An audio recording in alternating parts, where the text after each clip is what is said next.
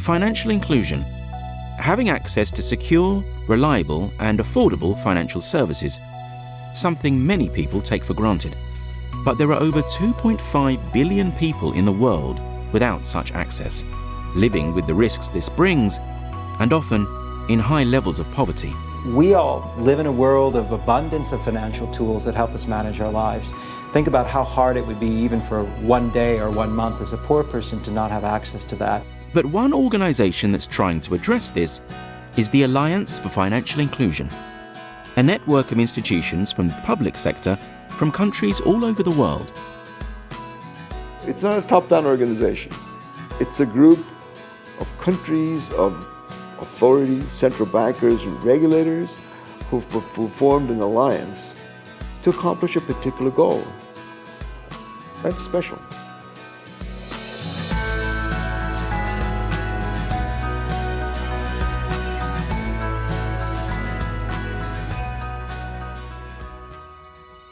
AFI was formed in 2008, a time when financial inclusion was still seen by many as a purely development issue. The organisation grew out of the recognition that there were many financial inclusion policies being enacted around the world, but often in isolation. We saw around the world, in some developing countries, policies that have promoted financial inclusion in a very successful way. The knowledge is there, but what is missing is a mechanism to share that kind of knowledge. Originally comprising just a few members, AFI began to grow rapidly. Guided by a steering committee of institutions representing all 4 corners of the globe, but with no single country or institution in charge, the network operated as a means of exchanging knowledge and experience. With funding from the Bill and Melinda Gates Foundation, AFI was able to help this cross-pollination of ideas in a number of different ways.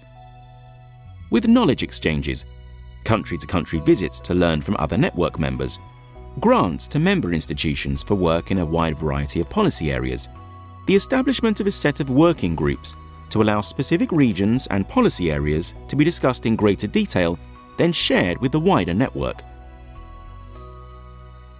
Individually, as a small island nation, we're not able to be heard. When we've come together in this group, we're able to do much more. Enabling direct interaction of members through an online member zone, as well as in person, at conferences and meetings, taking place regionally and discussing key topics, and culminating in the annual Global Policy Forum, where the entire network could meet in one place.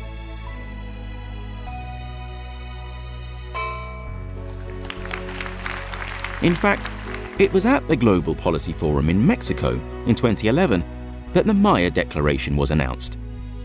The first measurable set of commitments towards financial inclusion by countries and institutions. Commitments that continue to be added to by other countries. Maya Declaration is not a one-time thing, just making a commitment. It's really a process, an ongoing process for achieving full financial inclusion. The organization now has over 100 member institutions from over 90 countries and is still growing. And as it continues to grow, the network is looking towards the next step: independence. In the future, AFI will be sustainable. That means it will be a permanent organization, and the exciting thing about that is that we will actually fill a gap in international financial architecture, because there's no institution that is only dealing with financial inclusion policy issues. This is a very, very exciting time.